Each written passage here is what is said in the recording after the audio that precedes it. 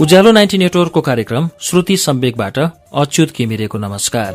उज्यालो 90 network काठमाडौँसँगै देशभरिका विभिन्न FM स्टेशनहरूबाट एकैसाथ हरेक मंगलबार र शुक्रबार राति 9:15 बजे कार्यक्रम श्रुति सम्वेक प्रसारण हुन्छ। श्रुति सम्वेकमा हामी वरिष्ठ लेखकहरूका उत्कृष्ट कृतिहरू वाचन गर्छौं। श्रुति सम्वेकको मंगलबारको श्रृंखलामा हामीले गएको सातादेखि नगेन्द्र नेउपानेको उपन्यास दरबार बाहिरकी महारानीको वाचन शुरू गरेका छौं। आज यसै उपन्यासको दोस्रो श्रृंखला लिएर आइपुगेका छौं। आजको यो श्रृंखला वाचन शुरू हुन्छ पृष्ठ 36 बाट। उहाँको व्यङ्ग्यात्मक बोलीको करुणाप्रति उपेक्षाको भाव देखाउँदै बोले, सरकार मलाई लज्जित नपारी बक्सियोस्। यो मलम लगाउने बेला होइन। मैले हजुरको व्यङ्ग्यात्मक भाषा बुझिसकेँ। हजुर सम्हाली बक्सियोस्। यो अत्यन्त कच्चा सोचाइ हो। मबाट यो काम हुन सक्दैन। अस्ति मालिस गर्दा त तिमीलाई कुनै लज्जाको डर भएन। तिम्रो हातहरू मेरो शरीरमा खुबै रमाइ दौडिएका थिए। तर अहिले किन नि? सरकार, खुला चौरमा गरिएको सेवा र व्यवहार खुल्लै हुन्छ। सबैको नजर पर्ने भएकोले त्यहाँ उत्तेजना आउनै सक्दैन। त्यो मेरो कर्तव्य थियो। तर एकान्तको स्पर्शले हामीहरू दुवैजना उत्तेजित हुन सक्छौं। यदि त्यो उत्तेजना नियन्त्रण बाहिर गयो भने मेरो मात्र होइन, हजुरको समेत सर्वनाश हुन्छ। हजुर अति नै आवेशमा भइबक्सेको छ। मैले थाहा पाइसकेँ। कता हजुरको युवराजको मान सम्मान, कता राजदरबारको मर्यादा, सबै प्रतिष्ठा धुजा भएर माटोमा मिल्दछन्। यो एकान्तमा मलाई उत्तेजना आउने काम गर्न बाध्य नपारी बक्सियोस्। यस्तो घृणित काम गर्न म सक्दिनँ। तर पनि उहाँको कामाक्षा यथास्थानमा आउन सकेन। झन् नजिकै आई बक्स्यो। शिथिल आँखाले हेर्दै मेरा हातहरू समाति बक्स्यो र राग भावले बोली बक्स्यो, गीता, तिम्रो मन जितेर नै यो अनुरोध गरेको। तिमीसँग चित्त पनि मिल्यो, आँट पनि आयो। तर तिमीबाट यस्तो प्रतिवाद होला भन्ने विश्वासै थिएन। नत्र दरबारमा अरू पनि केटीहरू छन्, सेविकाहरू छन्। तिनीहरूसँग पनि यो अनुरोध लिएर जान सक्थे होला। तिनीहरूको अगाडि पनि आसक्त हुन्थे होला। तर तिम्रो विश्वासले नै मलाई जित्यो। तिमीसँग नै मेरो आत्माले स्वीकार गर्यो। कमसेकम एकपटकलाई त मेरो वचन राखिदेऊ। फेरि तिमीले सुरुमा नै मलाई अलिकति संकेत नदिएको भए, नजिस्काएको भए यतिसम्म आउने मेरो आँटै हुन्थेन। संकेत? कस्तो संकेत? कहिले? त्यस्तो केही गरेको जस्तो लाग्दैन। उहाँको आरोपले मलाई झन् ठूलो भयावहमा धकेलिदियो। आफूप्रति लाग्ने काल्पनिक लान्छनाप्रति म भयभीत हुन थालेँ। धेरै बेरको सम्झनापछि मलाई त्यही घटनाको याद आयो जहाँ मैले उहाँको गोडा छामछुम गरिदिएको थिएँ, मिचिदिएको थिएँ। महेन्द्र सरकारले त्यसैलाई जिस्केको ठानी बक्सेको रहेछ। फेरि कुरो दोहोऱ्याउँदै बोले, सरकार, त्यो त मेरो कर्तव्य थियो, ज्ञान थियो। हामीहरू राजा महाराजा युवराजको सेवा र टहलको लागि नै दरबारमा छौं। त्यो हाम्रो काम हो। हामीहरूले तलब खाएका छौं। त्यो हाम्रो जागिर हो। तर सरकारको सोचाइ अर्कोतिर गएछ। मैले त्यस्तो हजुरलाई जिस्काउने काम केही गरेको छैन। केही बेर कोठा चकमन्न भयो। उहाँबाट कुनै त्यस्तो पशुवृत्ति देखा परेन। साथै उहाँका जडपन खुम्ची बस्न बाध्य भयो। सम्भवतः उहाँले केही हरेस खाएको अनुभव गरे। मलाई केही शान्ति मिल्यो र केही पर सरेर बसेँ। तर क्षणिक भरको लागि उहाँको उत्तेजना शिथिल भए पनि जमरको अझै सेलाएको रहेनछ। आशा अझै बाँकी रहेछ। उहाँ फेरि मेरो नजिक आइबक्स्यो र कामुक लयमा साउतीको स्वर निकाल्दै बोली बक्स्यो, हेर, त्यो दिनदेखि मेरो मानसिकतामा निकै उथलपुथल भएको छ। म नियन्त्रित हुने स्थितिमा आउन सकिनँ। धेरै कोसिस गरेँ। कसैले रोग सल्काइदिएको जस्तो भयो। अब यो तनाव तिमी बिना अरू कसैले सम्हाल्न सक्ने स्थितिमा छैन। मेरो होसबासै तिमीमा नै छ। यो तनाव लिएर कति दिन बसौं? सरकार, यो उमेर नै यस्तो हो। म पछाडि हट्दै सम्झाउन थालेँ।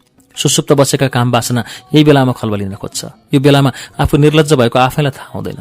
तर यसको नियन्त्रण आफूले नै गर्नुपर्छ। छाड्नु हुँदैन। बसमा राख्यो भने मात्रै होस गुम्न पाउँदैन। हजुर यो देशको युवराज, भोलिको राजा, म दरबारको नोकर्नी, जुठो भाँडा माझ्ने र कोठा बढार्ने। यो प्रस्ताव लिएर म कहाँ आउनु नै हजुरलाई हीनता बोध हुनुपर्ने, लाज लाग्नुपर्ने। विवेकले काम गरी बक्सियोस्। यसैमा हजुर र मेरो दुवैको लागि राम्रो हुन्छ, इज्जत हुन्छ।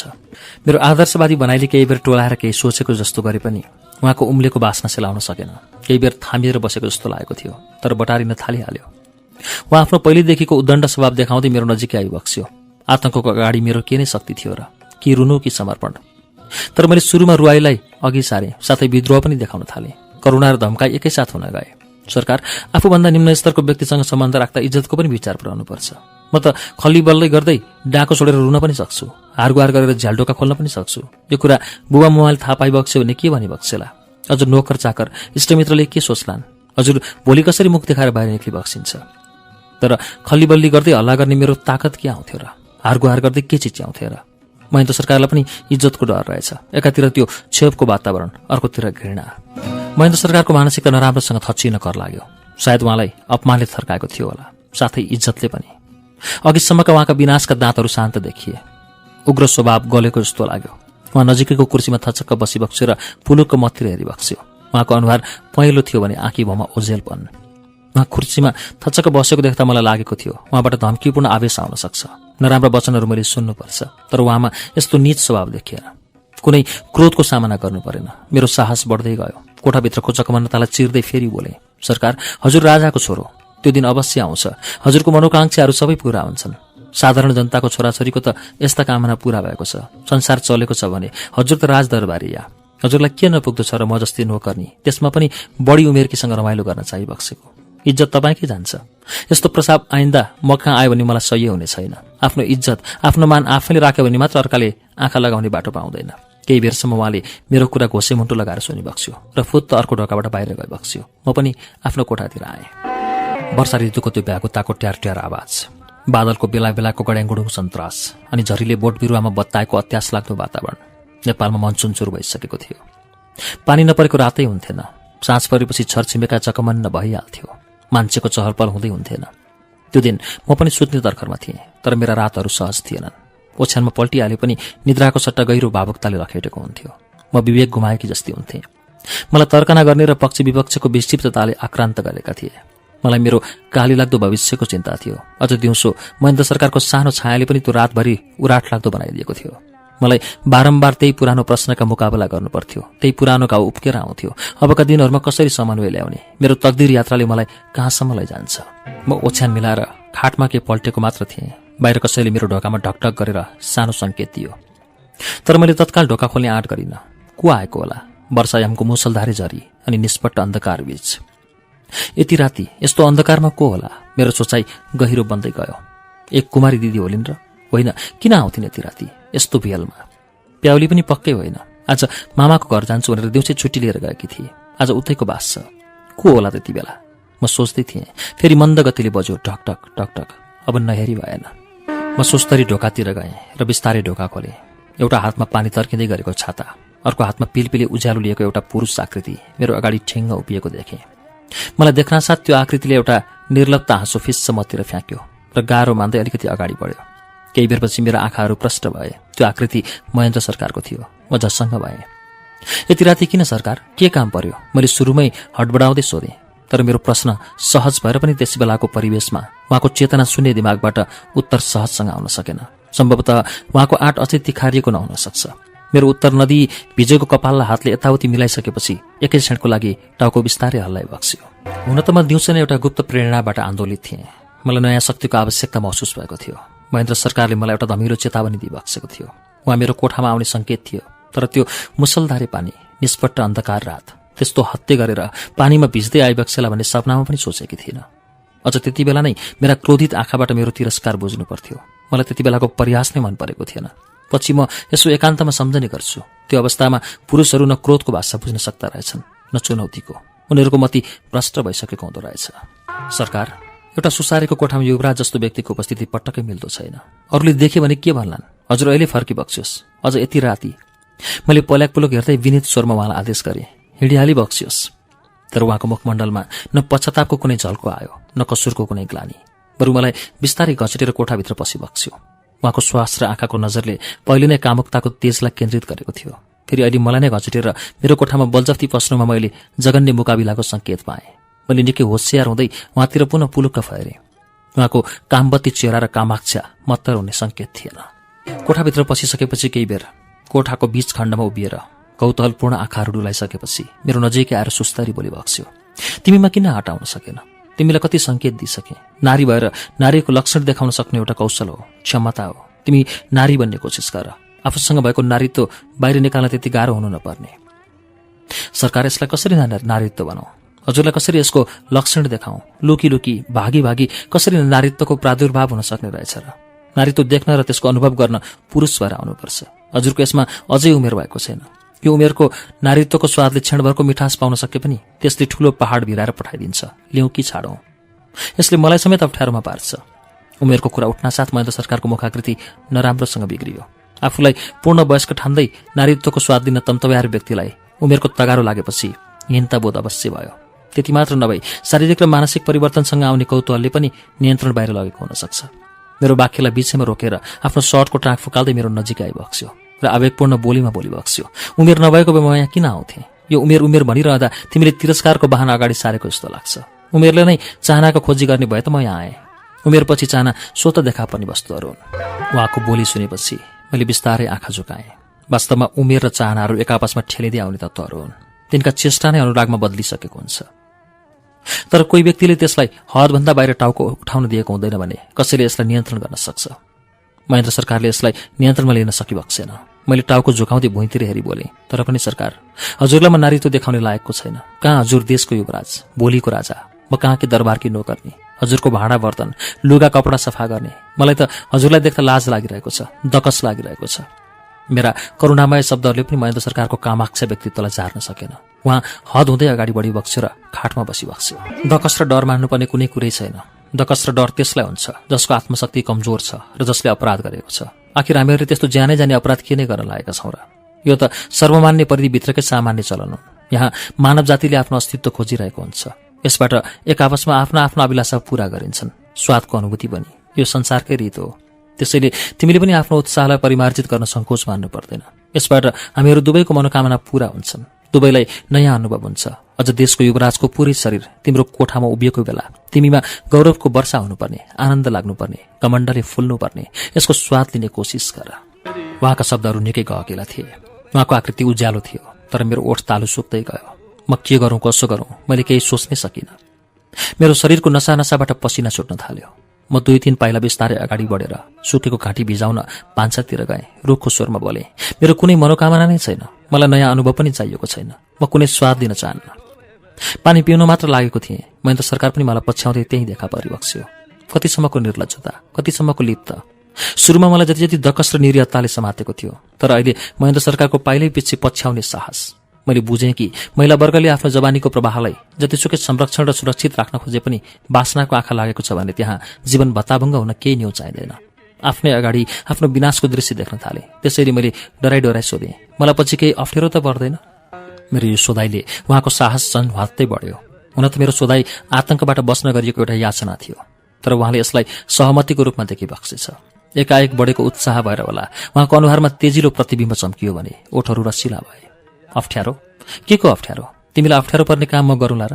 होइन भने म घरिघरि किन धाइरहन्थेँ? ती अप्ठ्याराको चिन्तै नगर, म सबै आफै जिम्मा लिन्छु। उहाँको मुखबाट निर्धक्कसँग निस्केका दृढ आवाजहरू मेरा कानमा परे पनि मेरा उदासीन र नैराश्यता कम हुन सकेन। यसले मलाई झन् यता न उताको सङ्घारमा उभ्याइदियो।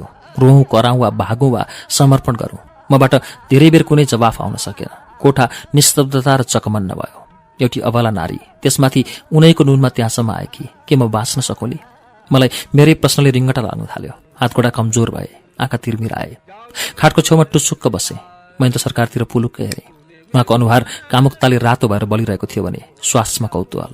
उहाँको त्यो प्रचण्ड बेगले मेरो मुटुको ढुकढुकी झन् बेगले चल्न थाल्यो। म टाउको भित्तापट्टि फर्काएर बसेँ।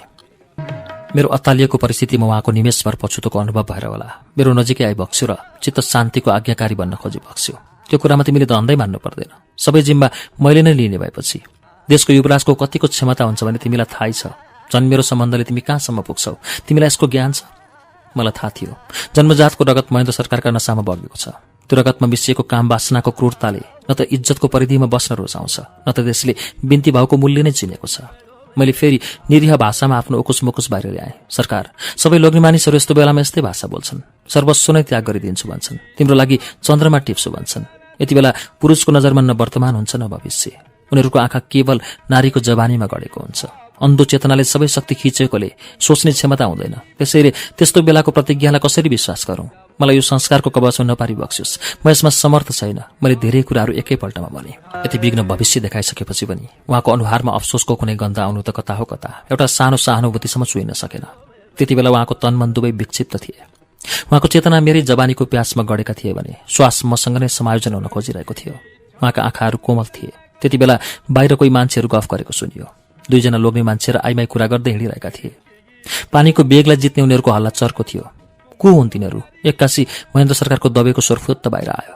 म केही बोलिनँ। उहाँको अनुहारलाई निहालिरहेँ। मसँग उत्तर पनि थिएन, तर उहाँलाई कायरताले छोपिसकेको रहेछ। फेरि हत्तारिँदै बोली बक्स्यो, तिनीहरू यहीँ आउँछन्? कता लुकौँ? खाटोमुनि? म बिस्तारै मुस्कुराएँ, तर मेरो मुस्कुराहट रमाइलोको लागि थिएन। त्यसमा बचाउको सङ्केत पनि थिएन। यो त एउटा हिंताबोधको अभिप्राय थियो, जुन हिंताबोधमा राजा महाराजाले देखाउने गरेका फोस्रा ढोङ थियो। अघि पछि चाहिँ दास दासीसँग बोल्दा पनि आफू घट्छु भन्ने डर। तर अहिले तिनै दासीको फरियामा लुक्न पनि उनीहरूलाई कुनै शरमै छैन, लाजै छैन। मलाई महेन्द्र सरकारको निर्लज्जताले असहाय बनाएको थियो। तर पनि त्यसलाई बिर्सेर उहाँलाई भरोसा दिँदै बोले किन आउँदैनन् तिनीहरू। त्यति बेला महेन्द्र सरकारको अनुहार अध्ययन गरे। उहाँको अनुहार रगत बगेको जस्तो रातो थियो भने डरले मुटुको बढ्दो ढुकढुकी। कहाँ गयो अघिसम्मको सिंह जस्तो गर्जन? कहाँ गयो धन सम्पत्तिको तुजुक? किन सेलायो उहाँका हातहरू? म प्रश्न गर्न थालेँ। उहाँलाई डर थियो वा लाज, दकस थियो वा इज्जत? मान्छेहरूको त्यो गफको हल्ला केही टाढा पुग्यो। उनीहरू अगाडि बढ्दै गए। केही बेरपछि फेरि महेन्द्र सरकारको मात उठ्दै आयो। उहाँ पुरानो सिलसिलालाई जोड्दै मेरो नजिकै आएर बोल्न थाली बक्स्यो। तिम्रो लागि म के गरौँ? तिम्रा चाहना के छन्? तर तिमी बिना यो जिन्दगी कसरी सार्थक होला? तिमी बिना एकछिन पनि बस्न सक्दिन। तिमीलाई रानी बन्ने इच्छा छैन? बोल्दा बोल्दै उहाँका आँखाहरू निकै रसिला देखिए। उहाँको वाक्य अधुरो बन्दै गयो। उहाँ लसिँदै मतिर टाँसिन आइबक्स्यो। म केही बोलिन। मेरा हातगोडा पाखुराहरू लल्याक लुलुक भए। मेरो शरीर गल्दै गयो। नारीको शक्ति भने पनि कमजोरी भने पनि एउटै हो। त्यो शक्ति ठाउँमा प्रहार भयो भने ठूला ठूला महाराजा, राजादेखि धनाढ्यहरू समेतको चुरीफुरी एउटै डल्लो भएर गुजमुजिन सक्छ। नारीको कमजोरी पनि त्यही हो। उनीहरू चुपचाप शिथिल हुन्छन्। भविष्य अन्धकार खाल्डोमा फस्न पनि सक्छ। म आफ्नो शक्ति प्रदर्शन गर्दै महेन्द्र सरकारको रवाफलाई टुक्रा टुक्रा पनि पार्न सक्थेँ। महेन्द्र सरकारलाई तत्काल फर्काउन सक्थेँ। ठूला ठूला चाहनाहरू अगाडि राख्दै उहाँलाई रित्तै पार्न सक्थेँ। तर मलाई त्यो निर्घृणी बुद्धि आएन। महेन्द्र सरकारको निर्लज्जताले मलाई समेत कमजोर बनायो। मेरो मुटुको ढुकढुक बढ्दै गयो। म अज्ञात प्रश्नमा हराएँ। महेन्द्र सरकारको काम बाँच्न जान्दा जान्दै पनि भोलिको पीडादायी दिन सम्झेर मलाई आफ्नो कोठामा बलिरहेको बत्ती आफैले निभाउन विवश बनायो। मैले कोठाको बत्ती झ्याप पनि दाएँ। कोठामा फेरि अर्को निष्ठुरताले कालो भएर झपक्क ढाक्यो। मैले मेरो नारीत्व महेन्द्र सरकारलाई समर्पण गरेँ। कार्यक्रम श्रुति सम्वेकमा अहिले हामीले सुनिरहेको वाचन नगेन्द्र न्यौपानेको उपन्यास दरबार बाहिरकी महारानीको वाचन हो। यसको बाँकी अंश केही बेरमा वाचन हुनेछ। उज्यालो सुन्दै गर्नुहोला। एकादशीको दिन थियो। दरबारमा सबैजना व्रत बसेका थिए। म पनि त्यो दिन बिहानैदेखि निराहार थिएँ। साँझतिर पूजाआजा गरेपछि मात्र खाना खाने भन्ने सबैको सल्लाह थियो। रानी महारानीदेखि छुसारेसम्मको भोको पेट भएकोले कामको त्यति चटारो हुन्थेन। धेरैजसो कामहरू भोलि नै गरौँला भनेर दिनभरि गफै गरेर बसिरहन्थे। तीनमानेको जङ्गी सिपाहीतिर कोठातिर निकै धाएको देख्छु नि। दुर्गा देवीले गायत्रीतिर हेर्दै सोधी। मोरा अनुहार हेरे दिउँसै तर्छ होला जस्तो छ। ऊ भने आफू कति राम्रो छु भन्न ठान्छ। एकजोर कपालमा लगाउने धागो र एउटा काँटाको भरमा हाम्रो बैंस लिन खोज्ने। हाम्रो यौवन त्यति सस्तो छ। यसले लोग्ने मान्छेहरू आफूलाई के ठान्छन्? गायत्री अलि खस्रो स्वरकी थिए। पेटमा उसको कुरा अड्नै सक्दैन थियो। देखेको कुरा भनिहाल्ने बानी थियो। अझ पहिलादेखि नै जङ्गी सिपाहीप्रतिको उनको सोचाइ सडिसकेको थियो। अनि तेरो नि केही खबर मिल्यो? केही बेरको मौनतापछि फेरि गायत्रीले दुर्गादेवीलाई सोधी। खै के भनौँ? दुर्गादेवीको अनुहार मलिन हुँदै गयो अनि आतंकी देखिन थाली। एक दिनभन्दा बढी बस्दिन भनेर गएको हो। आजसम्म हत्तोपत्तो छैन। के दाप्चाबाट आउने यतिका दिन लाग्छ र? उनीहरूको गफ सुन्दा सुन्दै मेरो मस्तिष्कभित्रको मौनता अचानक खलबलियो। स्मृतिमा मेरै आत्मकथाहरू फुत्त देखा परे। महेन्द्र सरकारको र मेरो सम्बन्धलाई गायत्री र दुर्गादेवीको उतार चढावसँग तुलनात्मक परीक्षण गर्न थाले। कहाँ दाप्चाको सिपाही, कहाँ महेन्द्र सरकार, कहाँ कपालमा लगाउने एकजोर काँटा, कहाँ नारायण हिटीको ढलिमली। फेरि यौवन र जवानीको बादलले कसलाई छोप्दो रहेछ र? बादलसँगै वर्षा हुनु पनि स्वाभाविक देखिन थाल्यो। मैले बुझ्दै गएँ यौवनको भावनात्मक भेललाई सबैले आफ्नो आफ्नो तरिकाले उच्चारण गर्दा रहेछन्। मलाई खेलमा जित भएको महसुस भयो। दुर्गादेवी फेरि बोली। यसैपल्ट मलाई पनि जाने भए जाउँ भन्थ्यो। बाट गए कि भए? फेरि गायत्रीले भने। म त कुरै नबुझी के जान्थेँ। हाम्रो फक्रेको यौवनमा जुत्ती पर्ने को छैन र? दुर्गादेवी फ्यास्स मुख बिगार्दै बोल्न थाली। कोपिलाको के अभिगत भयो? सन्ती पाए भने त के नहुन्छ भनेर लुगाको पोको पर्खालबाट नगाएर हिँडे। घरमा राक्षसनी जस्ती सौता खडा रहेछ। मोरा सन्तेको बिहे समेत भएको रहेछ। कोपिला के गरोस्? न घर न जागिर न लोग्ने, कतै नभएको बैंस। उनीहरूको कुरा गराइले मलाई औधी दिक्क लाग्यो र बोले। छ्या, कति त्यही बैंस भन्छेस्? अरू बोल्ने शब्द नभएको जस्तो। अरू बोली नै छैन तेरो मुखमा? मलाई यस्तो छेद शब्द सुन्न पनि शरम लाग्छ। फेरि आज एकादशीको दिन, व्रत बसेको बेला कमसेकम भगवानको नाम मात्र लिए पनि धेरै पापहरू हरण हुन्छन्। केही बेर कोठाको वातावरण चकमन्न भयो। चारैतिर सन्नाटा छायो। हुनसक्छ भावुकताले सबैलाई आफ्नै किसिमबाट समातेको छ। सबैले आफ्नो आफ्नो भाग्यको परीक्षा गरिरहेका छन्। भावुकताले क्रूर लक्षण देखाउँदैन। तर मैले उनीहरूको तरुणी हृदयको गफमा सामेल नभई उनीहरूको छातीभित्रको व्यापारलाई अनुसन्धान गरेँ। अनुभव नभएको व्यापारमा उनीहरूलाई हत्तपत्त हात हालिहाल्न गाह्रो थियो।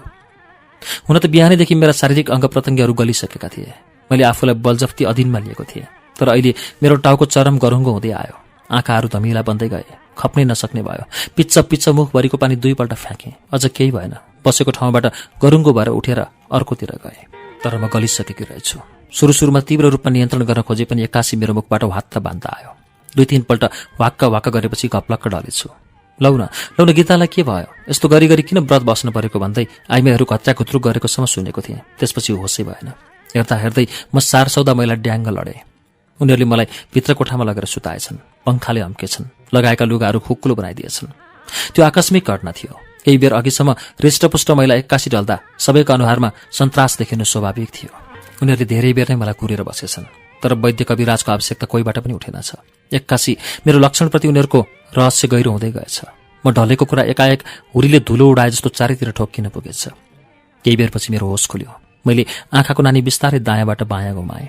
पछि निधारतिर झरेको कपाललाई चोरेर पछाडि लगेर बाँधेँ अनि भित्तामा आड लागेर बसेँ। त्यति बेला त्यहाँ आइमाईहरूको निकै ठुलो भिड जम्मा भइसकेको थियो। सबैका विरही भावनाको आँखाहरू मेरै सामु थिए।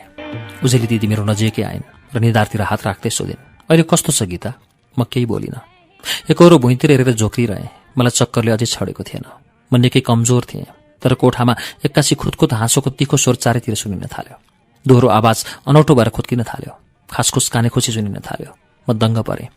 आफूलाई आँखै हेर्न नहुने गरी रिङ्गटा लागिरहेको छ। चारैतिरको धरती हुँ हुँ नाचिरहेको छ। उनीहरू चाहिँ रमिती जस्तो खित्का छाडिरहेका थिए। त्यो मलाई निकै अपाच्य भयो। उनीहरूको अस्वाभाविक तरिकाले उठेको खित्काप्रति मलाई वितृष्णा भयो। मलाई रिस उठ्यो, तर म केही पनि बोलिनँ।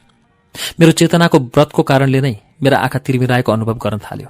भोको पेटलाई मैले दोष दिएँ, तर कोठामा खितखित हाँसो र मुख हेराहेरमा कमी आउन सकेन। झन् रातो पहेँलो रङ घोली घोली उही वातावरणलाई रङ्गाउन थाले। कोठालाई हाँसोमा उडाउँदै गए। यो कति हाँस्छे, धेरै नहाँस है, अहिले ठुलो आन्द्रा चुडिएला, एउटीले आफूसँग बस्नेलाई घचर्दै सुनाए। चुडियोस्, यस्तो बेला नहाँसे कहिले हाँस्ने त, रुने त? उसले जवाफ फर्काए। म चाहिँ भएर रिसले एकैचोटि आक्रान्त भएँ। उनीहरूले गरेको दिल्लगीप्रति कुनै चासो जान सकेन। मैले भित्री कुरा बुझ्न सकिनँ, तर आइमाईहरूको संख्या बढ्दै गयो। बाङ्गाटिङ्गा शब्दहरू थपिँदै गए। मलाई बाध्य भएर उनीहरू अगाडि क्रोधित हुन करै लाग्यो र गहिरो नजर दिँदै उनीहरूको अगाडि बोले, किन, के भएर तिमीहरू हाँसिरहेका हँ? यहाँ आफूलाई यस्तो रिङ्गटा लागेर हेर्नै नहुने भएको छ। तिमीहरूलाई चाहिँ रमाइलो भइरहेको छ। भाग्यमानीलाई यस्तै हुन्छ, एउटीले प्याच्च बोली। भाग्य हो कि दिन लागेका हुन्? अर्की काने खुसी गर्दै उठी। किन दिन लागेको होला र? भाग्य नै चम्केको होला। उसको रूप नै राम्रो, रूप राम्रो भएपछि सङ्गत पनि ठुलाबडासँगको थियो, त्यसरीले थपी। अब मलाई खपिसक्नु भएन। रिसले आँखै देखिन। लवजमा क्रोध मिसाउँदै चर्केर बोले, जाओ यहाँबाट। 12-27 कुरा गरेर किन अर्काको मुटु खान खोज्छौ?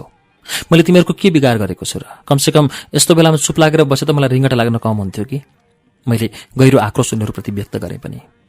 यहाँबाट हिँडिहाल भनेर घोर अपमानको सङ्केत दिए पनि कोही पनि उठेनन्। झन् मुसु मुसु हाँस्दै आफू हेराएर गरेर बसिरहे। रमाइलो मानी मानी मेरो बिग्रेको अनुहार हेरिरहे। सायद त्यही हुलमा रिसाएकी उजेली दिदीलाई मेरो व्यथाले छोएको हुनुपर्छ। अवश्य उनलाई कोठामा भइरहेको छाडा वातावरणसँग सन्तास थियो। उनी मुटु दरो बनाउँदै फेरि मेरो नजिकै आइन्। उनको अनुहारमा उज्यालो किरण मिसिएको थियो। गीता, त यिनीहरूसँग किन रिसाउँछस्? रिसाउने कुनै कारण नै छैन। उनीहरू रमाउनु स्वाभाविक हो। बच्चा पेटमा छ भने सबै आइमाईलाई यस्तै रिङ्गटा लाग्ने वाकवाक हुने गर्छ। तेरो पेटमा बच्चा भएर त यस्तो भएको हो। आइमाईको लागि बच्चा पेटमा हुनु, सृष्टि गराउन सक्नु धेरै राम्रा कुरा हो नि। उजेली दिदीले महिला वर्गप्रति गौरव बढाउँदै मलाई उत्साहको श्रेणीमा उकाले पनि मेरो मुटु बेतोडले तलमाथि गर्न थाल्यो। मलाई के गरौँ, कसो गर्नु भयो। शरीरको सबै भागमा चिटचिट पसिना उम्रन थाले। एकातिर पहिलादेखि शारीरिक कमजोर थिएँ। अहिले पेटमा बच्चाको खबर पाउनासाथ मेरो होसबास नै उड्यो। तर उनीहरूले मेरो पेटमा बच्चा भएको आशयलाई मैले त्यति सजिलैसँग स्वीकार गर्ने कुरै थिएन। म त्यो अप्रत्याशित कसुरको सहज रूपमा भागीदार बन्न चाहन्नथेँ। मैले रिसाउँदै जवाफ फर्काएँ, के को नचाहिँदो कुरा गरिरहेको? म व्रत बसेर खाली पेटले शरीर फितलो बनाएको थाहा छैन? तिमीहरू चाहिँ टाउको खाने कुरा गरिरहेछौ। मेरो पेटमा के को बच्चा हुनु? मलाई यस्तो हावादारी गफ गरेको मन पर्दैन। मेरो पेटमा बच्चा भएको कुरा मलाई नै थाहा हुँदैन, तिमीहरूलाई थाहा हुन्छ। फेरि कसको बच्चा? बाबु पनि देखाउनु पर्यो नि। बिहे नगरेका आइमाईको बच्चा? जाओ, यहाँ नबस, मलाई एक्लै आराम गर्न देऊ, म सुत्छु। उनीहरूलाई मैले बेसरी जपारेँ। मेरो उदास अनुहारबाट आक्रोशित शब्द अनवरत निस्केपछि सबैजना हडबड गर्दै जराकजुरुक उठेर बाहिर गए। तर बाहिर निस्किँदासम्म पनि उनीहरूले मुखबाट छेडछाड र व्यङ्ग्यात्मक प्रहार हुन बाँकी थिएन। कितकित हाँसो र खिल्लीमा कमी थिएन। पछि थाहा भयो, यस्तो अवस्थामा अझ आइमाईलाई रमाई मच्ची हाँस्न खुब मन लाग्दो रहेछ। उदाउन खुब रहर हुँदो रहेछ। त्यति मात्र होइन, महेन्द्र सरकार र मेरो भित्रभित्र सल्केको आगो अहिले फुत्त बाहिर निस्कन साथ तिनीहरूलाई पहाडै भएको थियो। एकछिनलाई उनीहरूलाई आतंक मच्चाएर बाहिर पठाए पनि म भित्रभित्र निकै डराएँ। मनमा कुराहरू अट्टसमटस गर्दै खेल्न थाले। आफूले आफैलाई तर्साउन थाल्यो। प्रश्नहरू ओरिन थाले। बच्चा बसिसकेछ अघि, अब के गर्ने होला? मेरो दिमाग तनावपूर्ण बन्दै गयो। मेरो विवेक हावामा उडेको चङ्गा जस्तै उचालिने र पछारिने भयो। म अलि रिसाएको हुनाले उजेली दिदी पनि आफ्नो कोठातिर गइसकेकी थिइन्। त्यो दिनको लागि के को व्रत, के को पूजा आजा, सबै भागभण्डाहरू नदी पसेको बगर जस्तो भयो। बताभुङ्ग, मेरो कुनै जाँगर नै चलेन। झमक्क सास पर्यो, तर पनि चित्त शान्तिको लागि कुनै वस्तुहरू भेटिएनन्। यी कुराहरू कसको सामु बिसाउँ, कसरी साथीहरूका अगाडि प्रदर्शित हौँ? यिनै भीमकाय पर्खाललाई चियाएर बसे। आखिर दुःख सुखको आरोह अवरोहमा मानसिक शान्ति होस् वा भौतिक सुख, तिनै उजेली दिदीको नै सामिप्यको आवश्यक पर्थ्यो मलाई। परेको बेला उनकै गहिरो रायले घाइते हुनबाट म बचेको हुन्थेँ। उमेरमा उनको र मेरो त्यति फरक नभए पनि मभन्दा पहिलादेखि नै दरबारमा काम गर्दै आएकी र ब्राह्मणी चतुर्याई उनमा विद्यमान थियो। म हतार हतार गर्दै उनको कोठाको ढोका ढकढकाउन पुगेँ। उनको ढोकामा म उभिनाले नै उनको मानसिकता नराम्रोसँग हलचल भइसकेको आभास मिल्यो। उनले मलाई बडो होसियारसँग पाखुरामा समातेर खाटमा राखेपछि लामो निश्वास तानेर सोधिन्, त्यस्तो कुरो पनि तैँले अहिलेसम्म कसरी लुकाएर राख्न सकेकी? त बडो पेटारे पो रहेछस्। नुन खाएको कुखुरा जस्तो अझै मेरो शिर ठाडो हुन सकेको थिएन। तत्काल मेरो मुखबाट वाक्य निस्कन सकेन। तर उजेली दिदीको ओठमा अस्वाभाविक रूपमा कौतूहल बढ्दै गइरह्यो भने उनले मेरो व्यक्तिगत दिनचर्यामा निकै ध्यान दिन थालिन्। यसअघि बेला बेलामा महेन्द्र सरकार र मेरो विषयमा उनको चासो नगएको कहाँ हो र? तर खुलेआम अभिव्यक्ति राख्ने आँट थिएन। अहिले यही धमिलो छायामा उनको शङ्का छिटो छिटो बढ्न थाल्यो। कसको हो भन् त? महेन्द्र सरकारको हो? निकै आउने जाने गरेको देखेको थिएँ। उहाँको हो? उनले सोधिन्। तर म केही पनि बोलिनँ। अहिले मलाई आफूप्रति आफैलाई दिगमिग लाग्दै आयो। दिउँसो अझ आइमाईहरू हाँसो ठट्टामा उडाउने फेरि अहिले उजेली दिदीले नामै तोकेर देखाउनु मलाई निकै ग्लानि भयो। पतिको पहिचानै नभई पेटमा बच्चा हुनु जति घृणित नारीको लागि के होला? म धेरै बेर टाउको अर्कोतिर फर्काएर बसेपछि उजेली दिदी बोल्दै गइन्। अहिले मसँग नखुलाए पनि भोलि संसारको अगाडि तैँले देखाउनै कर लाग्छ। यो लुकाएर राख्न सकिने कुरो हो र? चोरले चोरेको वस्तु लुकाउन सक्छ, हत्याराले आफ्नो अपराध छिपाउन सक्ला, तर आमाले बच्चाको बाबु छिपाउन सक्दिन। यस्तो कुरामा आइमै जति चलाक हुन खोजे पनि धोती फुस्केको थाहै हुँदैन। फेरि उनले भ्रिकुटी अँध्यारो बनाउँदै सोधिन्, कि महेन्द्र सरकार भन्दा अरूसँग पनि तेरो आउने जाने चल्थ्यो? उनको अस्वाभाविक प्रश्नले मलाई झस्सङ्ग बनायो। उनले त मलाई बेस्या नै ठानिछन्। अब अरू लोग्ने मान्छेको नाम पनि उनको मुखबाट फुत्किन सक्छ भन्ने डर बढ्न थाल्यो र हत्तपत्त हातले मुख छोपेर च्याठिँदै कराएँ, लौ न, के भनेको यस्तो? मेरो को अरूसँग आउने जाने हुनु? महेन्द्र सरकारले सुनिबक्स्यो भने के भनी बक्सिन्छ? महेन्द्र सरकार भन्दा अरू कोसँग आउने जाने हुनु र? त्यति बेला मेरो अनुहार लाजले रातो पिरो थियो, ओठ सुक्का। म आफूप्रति नालायक थिएँ। मेरो मुखबाट महेन्द्र सरकारको नाम निस्किनासाथ उजेली दिदी मेरो नजिकै आइन र लामो सास तानिन्। उनको देब्रे हात एकाएक मेरो निधारमा गएर निधारलाई बिस्तारै पुस्दै भावविवल हुँदै बोल्न सुरु गरिन्। मलाई त पहिल्यै शङ्का लागेको थियो। धेरैपल्ट महेन्द्र सरकार तेरो ढोका अगाडि हिँडेको देखेकी थिएँ। तँलाई सम्झना होला, त्यति बेला मैले तँलाई केही सङ्केत दिएकी पनि थिएँ। ठुलाबडासँग हिमचिम बढाउनु हुँदैन, महिलाले आफ्नो मन दिइहाल्नु हुँदैन भनेर। तर तँभित्र ज्ञान पस्न सकेन। अब हेर त, यो कुरा महाराजा महारानीले थाहा पायो भने के भनिबक्सेला? तेरो के गति होला? यो कुरो कसरी माथि पुर्याउने? मैले बिस्तारै अनुहारबाट हात निकालेर उजेली दिदीतिर दिक्क लाग्दो स्वरमा बोले, दिदी, मलाई पनि सपना जस्तै लागेको छ। यस्तो हुन्छ भन्ने थाहा पाएकी भए कहाँ ढोका खोलिदिन्थे र? धेरैजसो राति राति आइबक्सिन्थ्यो। ढोका नखोली डरै थिएन। एक तारले ढोका हानेको हाने गरेपछि के गर्नु? तिमी बिना एकछिन पनि बस्न सक्दिन, यो कुरो कतै जाँदैन, तिमी डराउनु पर्दैन भनी बक्सन्थ्यो। एकपटक पुरुष जातिको दृष्टिमा परेपछि महिलाको केही चल्दो रहेनछ। शङ्कै शङ्काको भरमा महेन्द्र सरकारसँग मेरो सम्बन्धलाई भित्रभित्र गुम्स्याउन खोजे पनि अहिलेसम्म कसैको मुख खोल्ने क्षमता थिएन। साक्षी प्रमाण नपुगेका मुद्दा जस्तो चरित्रसँग सबैको डर थियो। तर अहिले मेरै मुखबाट महेन्द्र सरकारको नाम प्रष्ट रूपमा फुत्त बाहिर निस्किँदा उजेली दिदी भविष्यको भयानक विपत्तिसँग सन्त्रास्त देखिन्, चिन्तित देखिन थालिन्। त्यस्तो मूर्ख बुद्धि कसरी आयो? तैँले किन नियन्त्रण गर्न सकिनस्? राजा महाराजासँग आम्ने सामने गर्नु भनेको कालको नजिकै जानु हो। आफ्ना हातमाथि नपरुन्जेल यिनीहरूबाट रुनु, कराउनु, निर्लज्ज हुनु, जे पनि हुन्छ। स्वार्थ सकिएपछि गल्लीको कुकुर जस्तो थुकिदिएसम्म त हुन्थ्यो, तर लास नै देख्न पाइँदैन। आफ्नो इज्जत सुरक्षित राख्न दया, माया, डरसँग यिनीहरूको विवेक नै पुग्न सक्दैन। उजेली दिदीका आँखाहरू एकाएक आकाशतिर मोडिए। बोलीमा भावुकपन आउन थाल्यो अनि अतीतको दृश्यलाई सामुन्ने प्रदर्शन गर्दै बोल्न थालिन्। त्यो केटीको अनुहार अझै पनि मेरो नजरबाट बिलाउन सकेको छैन। साना साना आँखा, पोठिला गाला, पातलो आँखी भाउ अनि आश्चर्य भाव देखाउँदै फेरि मतिर हेरिन्। मान्छे मरेपछि त जिउ फुल्दो रहेछ अघि, बिचरी। उनको डरलाग्दो वस्तुस्थिति बिचैमा राख्दै मैले सोधेँ, दिदी, तिमीले कसको कुरा गरे कि? भन न, मलाई त डर लाग्न थाल्यो। खिन्न स्वर बनाउँदै बोल्न थालिन्। म दरबारमा काम गर्न थालेको त्यति धेरै भएको थिएन। एक दिन हाम्रै क्वार्टर पछाडि एकजनाको लास भेटियो। सुरुमा त लास चिन्न गाह्रो भयो। पूर्व 2 नम्बर रामेछापतिरको एउटी सुसारेको रहेछ। रूपमा बिछट्टै राम्री, जिउडाल मिलेको, बानी निकै शील स्वभावको थियो। उसको पनि तेरो जस्तै दरबारकै ठूलो मान्छेसँग लसपस हुन गएछ। पेटमा बच्चा समेत बसेछ। 1 कान 2 कान मैदान दरबारभरि सबैलाई थाहा भयो। पेटमा बच्चा रहनु भनेको दरबारभित्र झिङ्गा पस्नु हो। त्यसले रोग सार्न सक्छ। दिनभरि काम गरेर खाना खाइवरी सुतेको त्यो सुसारे भोलि दिउँसो त दरबार पछाडिको लहरी पिपलको रूखमा लास कठैबरा अल्पायुकी रहेछ। उनले आफ्नो निश्वासलाई लामो गरेर माथि तानिन् र फेरि घटनाको पृष्ठभूमिलाई अर्का विधातिर लगिन्। त्यही दिन लासलाई ब्राह्मणहरूद्वारा दाह संस्कार गरे। केही दिनपछि उसको बाबुआमा दुवै आएका थिए। केही पैसा र कपडा हात पारेको जस्तो लाग्छ। बाबु पनि अति सोझो थियो। गाउँघरको न पर्यो, कमसेकम छोरी कसकी मरी, किन मरी भनेर त सोध्नुपर्छ। एक शब्द बोलेको होइन। उजेली दिदीको कथा सुनेपछि मलाई गहिरो पोखरीमा धक्केलिएको अनुभव भयो। मलाई सास फेर्नै मुस्किल पर्न थाल्यो। सुकेको जिब्रोलाई लटपट्याउँदै बिस्तारै उनलाई सोधे, के गर्ने होला त दिदी, मेरो पनि त्यही गति हुने भयो त। उनले फेरि अनुहारमा उही उदास र कायरता मिसाउँदै खिन्न स्वरमा बोलिन्, त्यस्ता घटना नदेखेको भए पो म तँलाई साहसको आड दिन्थे। हेर, समयको क्रूरतासँग कसैको केही लाग्दैन। पुस्तादेखि बगेको रगतमा तेरो सानो बिन्ती भाउले काम गर्दैन। उनीहरूका नुन पानी खाइएको छ, उनीहरूकै आश्रयमा छौं। श्रुति सम्वेकमा अहिले हामीले सुनेको वाचन दरबार बाहिरकी महारानीको वाचन हो। यसै वाचनसँगै अब आजलाई कार्यक्रम श्रुति सम्वेकबाट बिदा लिने बेला भएको छ। बिदा हुनु अघि हाम्रो ठेगाना कार्यक्रम Shruti Sambek, Ujyalo 90 network, post box number 6469 Kathmandu. यदि तपाईँ इमेलबाट आफ्नो प्रतिक्रिया दिन चाहनुहुन्छ भने हाम्रो इमेल ठेगाना shruti@unn.com.np।